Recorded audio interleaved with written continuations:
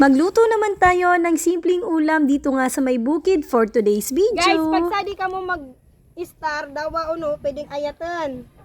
Guys, for today's video, mag-harvest naman kita ngawan sa... Eto na nga po, at dahil medyo maulan nga, ay dito na lang nga kami kukuha nga ng pang-ulam for today's video. Medyo malayo din nga po kami sa bayan, kaya kung anong meron nga po dito ay pwede na. At dahil meron din nga po ditong mga tanim-tanim, kaya dito na lang nga po ako kumuha nga po nitong fresh na gulay. Kahit nga araw-araw ay gulay, ay okay lang sa akin at caring-caring nga at hindi naman nga ako mapili. At pagkatapos ko rin nga po pala ang kumuha nga po ng isang gulay, ay humingi din nga po ako dito nga sa kalapit bahay ng okra. O diba, fresh na fresh nga ang ulam namin for today's video. Guys, mangga okra kita, dawa nag-uuran-uran. Munayat kita sadi.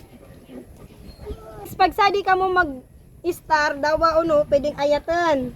Ako sadi, pag sadi lemon, may natay tutur ko ka mo. Guys,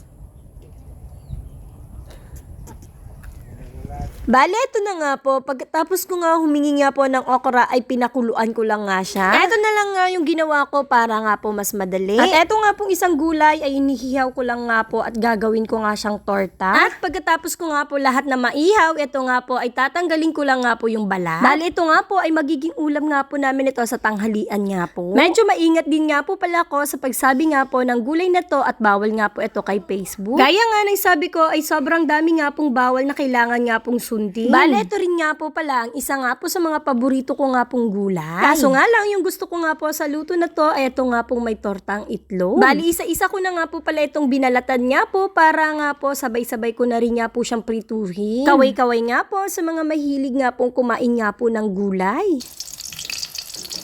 Bali, ito na nga po, pinipirito ko na nga po siya na may kasamang itlog nga po. At bali yung itlog ay nilagyan ko lang nga po siya ng bawang at syempre ng ating pampasarap nga po na magic sarap.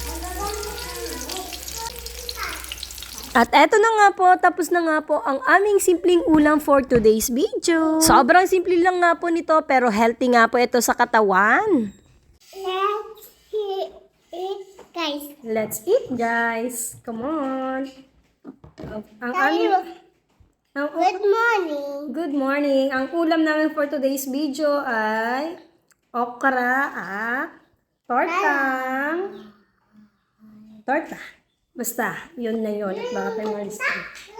Okay, may na po magkain. And may sausawan tayong bagoong.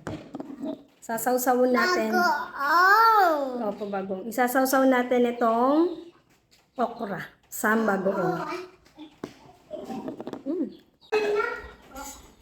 Bali, ito po ay nilagang okra. Nilagang okra at saka sasawsaw natin dito sa bagoong. Ito ang aking pagkain. May na po magkain. At eto rin nga po pala si Musumi ay nagluto din nga po pala ako ng itlog. Pero ito nga po si Musumi ay kumakain din nga po ng gulay. At pagkatapos rin nga po namin kumain ay ito nga po ay kumuha nga rin nga kami ng tubo. Basta yung English nga po nito ay sugar cane. Basta sobrang sarap nga po at sinisip-sip lang nga namin ni Musumi ito nga pong matamis nga po dito. O diba langingiri sa agko mga pustiso pag sige panget-panget ka di.